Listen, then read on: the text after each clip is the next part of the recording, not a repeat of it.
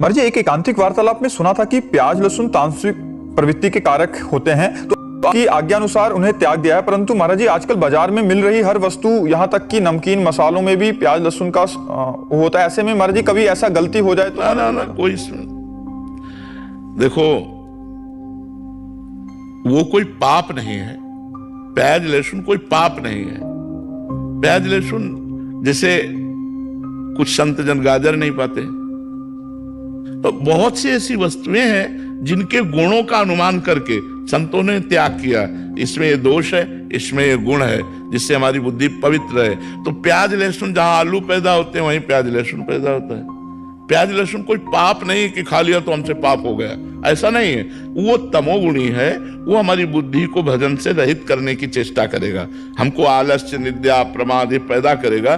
कोशिश कीजिए कि जहां तक हो सके आप ना पाए, वो तमोगुणी है, मगर कोई पाप नहीं है। तो जैसे मसूर की दाल, अब मसूर की दाल हम लोग नहीं खाते क्योंकि तमोगुणी है, कभी नहीं खाते। कोई भी संत शायद ना पाता होगा, मसूर की दाल नहीं पाते क्योंकि तमोगुणी है। तो ऐसे बहुत से भोजन में भी पदार्थ हैं जो तमोगुणी हैं। अच्छा, बहुत से ऐसे लोग हैं जो दूध को फटी हुई वस्तुएं नहीं पाएंगे, जैसे पनीर है, छेना है, वो नहीं पाएंगे। तो ऐसे मतलब अलग अलग विचारधाराएं हैं, अलग अलग उसमें गुण दोष का दर्शन है। जो बहुत पवित्रता है वो तो केवल घर में चल सकती है, नहीं चल सकती कि घर में अपने पवित्रता चल सकती है, लेकिन बाहर होटल में, व्यापार में, आप जो हॉस्टल में, जहां जैसा मिले, बस ये है कि प्रधानता आपको मांस नहीं खाना। अब सैकड़ों बच्चे दीक्षित हैं और पढ़ रहे हैं, सैकड़ों आर्मी के दीक्षित हैं और फौज में हैं, तो छूट देनी पड़ती है। कोई उनका घर थोड़ी है, जो सरकार की व्यवस्था उसी के अनुसार चलना पड़ेगा। तो इसलिए कभी ऐसा चूक हो जाए तो उसमें कोई पश्चाताप न करे।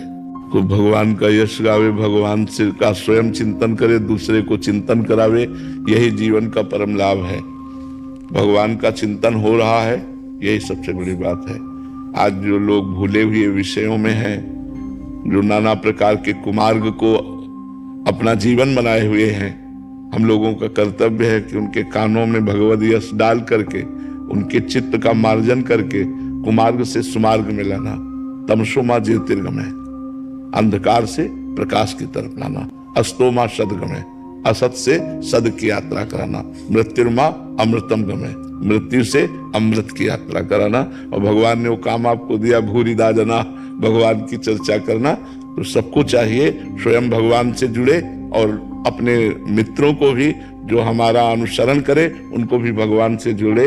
ये व्यसन, व्यभिचार और मांसादि अखाद्य पदार्थों का खाना, ये जितना कम होगा उतना ही हमारा पॉजिटिव विचार होगा, नहीं तो निगेटिव विचार आपको पहुंचा देगा डिप्रेशन में।